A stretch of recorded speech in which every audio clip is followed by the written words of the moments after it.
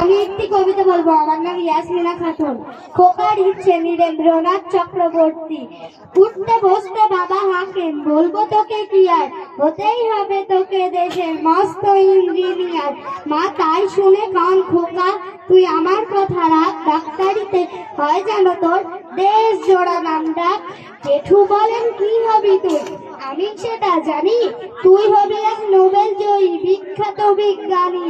একই সঙ্গে সবাই বলে অন্য কিছু নয়, এবার তোকে হতেই হবে স্কুলের ফার্স্ট বয়।